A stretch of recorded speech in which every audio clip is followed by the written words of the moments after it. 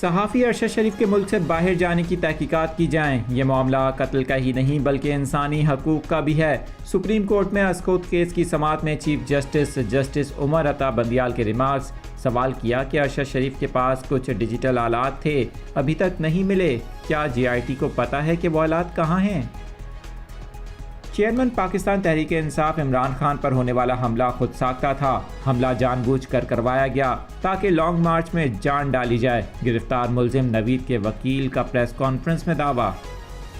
ڈیرہ اسماعیل خان میں انسداد polio team کی سیکیورٹی پر مامور پولیس وین پر نامعلوم افراد کا دستی بم سے حملہ، 3 اہلکار زخمی۔ پولیس کے مطابق دہشت گردوں نے اہلکاروں پر فائرنگ بھی کی، زخمی اہلکار قریبی ہسپتال منتقل۔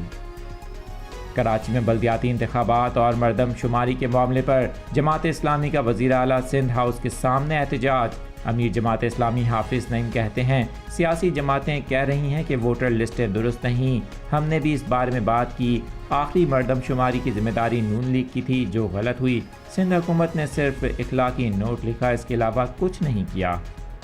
اور لاہور سمیت پنجاب کے مختلف شہروں میں شدید دھند کا راج، لاہور ایئرپورٹ پر پروازوں کا شیڈیول بری طرح متاثر۔